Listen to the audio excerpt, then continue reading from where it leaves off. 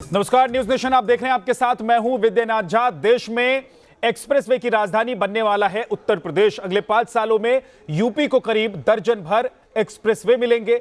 आज पीएम मोदी ने गंगा एक्सप्रेसवे के शिलान्यास के साथ ही योगी यूपी के लिए बहुत उपयोगी का नारा भी दिया।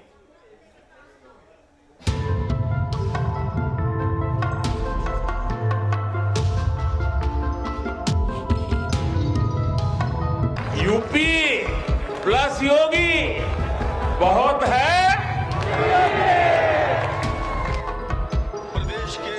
सत्ता के एक्सप्रेसवे पर बीजेपी ने अपने मिशन 350 प्लस को टॉप गियर में डाल दिया है। पीएम मोदी ने शाहजहांपुर की रैली में इसका ऐलान कुछ इसी अंदाज में किया। 12 जिलों से गुजरने वाले गंगा एक्सप्रेसवे के शिलान्यास के साथ ही बीजेपी ने एक्सप्रेसवे और विकास कार्ड के जरिए मिशन 2022 की दिशा में अपने विजय रथ को आगे बढ़ा दिया है। ये खजाना आपका है, आपके लिए है, आपके बच्चों के उज्जवल भविष्य के लिए है। दोस्तों, 2022 की महाजंग में एक बड़ा दांव है एक्सप्रेसवे। ये सिर्फ शहरों से कनेक्टिविटी का जरिया भर नहीं है, बल्कि सत्ता समर में दिखाया जाने वाला विकास का वो शोकेस है जो एक बेहतरीन परसेप्शन भी सरकार के कामकाज को लेकर बनाता है। यही वजह है कि पिछले 5 सालों में मोदी योगी ने सियासत के एक्सप्रेसवे कनेक्शन को साधा है। यूपी में बड़े पैमाने पर सत्ता के एक्सप्रेसवे या तो तैयार हो चुके हैं या फिर तैयार हो रहे हैं। इनमें Purvanchal expressway, Bundelkhand expressway, Gorakhpur link expressway, Ganga expressway, Agra Lucknow expressway और दिल्ली मेरठ एक्सप्रेसवे शामिल है। सवाल यह है कि एक्सप्रेसवे की कनेक्टिविटी क्या बीजेपी के सत्ता में फिर से वापसी का विजय पथ बन पाएगी? फिलहाल गंगा एक्सप्रेसवे जिन 12 जिलों को आपस में कनेक्ट करेगा उनमें मेरठ, हापुड़, बुलंदशहर, अमरोहा, संभल, बदायूं, शाहजहांपुर, हरदोई, उन्नाव, रायबरेली, प्रतापगढ़ और प्रयागराज है। विकास और राष्ट्रवाद के मंत्र को जपते बीजेपी यूपी के अपने दुर्ग को अजेय बनाने के लक्ष्य पर काम कर रही है। यूपी प्लस योगी उत्तर प्रदेश के लिए बहुत उपयोगी। क्या विपक्ष बीजेपी के एक्सप्रेसवे में उलझ कर रह जाएगा?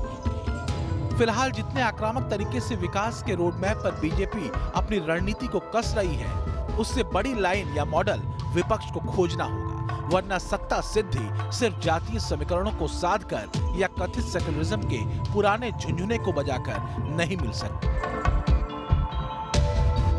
Team news nation.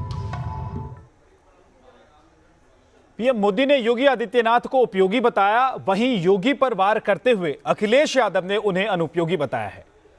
इसके लिए भी उन्होंने वजह भी गिनाई। क्या कहा उन्होंने, आपको सुनवाते हैं। ये अनुपयोगी सरकार है। ये अनुपयोगी सरकार इसलिए है क्योंकि इन्होंने नौजवानों की नौकरी छीनी है। अनुपयोगी इसलिए है कि इन्होंने बिजली महंगी की। अनुपयोगी इसलिए है कि कोई भी बिजली का कारखाना नहीं लगाया। अनुपयोगी इसलिए है कि इनकी कोई भी परीक्षा पूरी नहीं हुई या परीक्षा लीक हुआ या परीक्षा रद्द हुई। अनुपयोगी इसलिए भी है कि इन्होंने स्वास्थ्य सेवाओं को ठप कर दिया। अनुपयोगी इसलिए भी है कि जो बच्चों की पढ़ाई है वो पूरी तरीके से ठप कर दी है। कांग्रेस के गढ़ रायबरेली से अखिलेश यादव ने कांग्रेस को चुनौती देने की कोशिश की। कांग्रेस पार्टी के एक और गढ़ अमेठी से भी बड़ी खबर आई आज। राहुल प्रियंका ने अमेठी का दौरा किया। राहुल का अमेठी का दौरा ये 2.5 साल के बाद हुआ। 2019 के लोकसभा चुनाव में राहुल को अमेठी में हार का सामना करना पड़ा था। इस हार से उबरने में उन्हें 2.5 साल लग गए। बहन प्रियंका के साथ उन्होंने अमेठी में रैली की।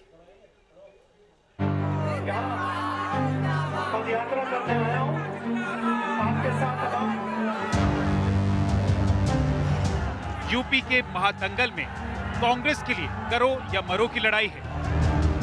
बहन के हाथ में कमान है और भाई को 2.5 साल बाद अमेठी की याद आई है।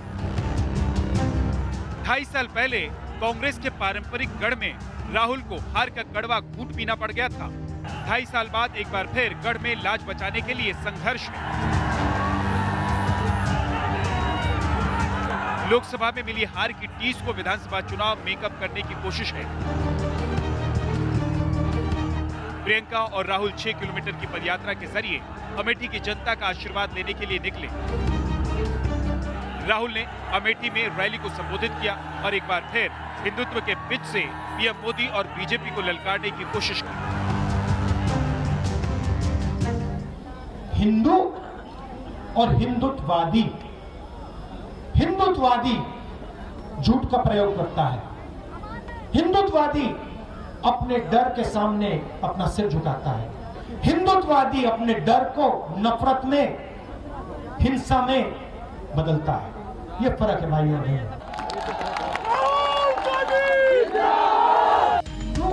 अपने भाषण में राहुल गांधी ने हिंदुत्ववादी और हिंदू के बीच का अंतर लोगों को समझाने की कोशिश की। झूठ का प्रयोग करता है। वहीं सड़कों पर बीजेपी कार्यकर्ता राहुल वापस जाओ, प्रियंका वापस जाओ के नारे लगाते रहे। इसकी वजह से कांग्रेस और बीजेपी कार्यकर्ता के बीच हाथापाई की नौबत सामने आ गई। पुलिस को हालात को कंट्रोल करने में पसीने छूट गए। बीजेपी के विरोध के बावजूद राहुल प्रियंका की पदयात्रा जारी रही। रैली को प्रियंका ने भी संबोधित किया और बीजेपी पर प्रहार किया। आपको गैस सिलेंडर मिल रहा है, आप खरीदने जाएं तो कितने का मिलता है?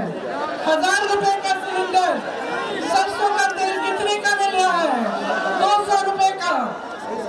आपको ऐसे प्रधानमंत्री चाहिए जो गन्ना का बकाया नहीं दे सकते, खाद का दाम कम नहीं कर सकते, आपको गेहूं का दाम सही नहीं दे सकते, धान का दाम सही नहीं दे सकते, लेकिन 8000 करोड़ के रुपए के हवाई जहाज में उड़कर आपके यहाँ वाराणसी में नौटंकी करने आ सकते हैं।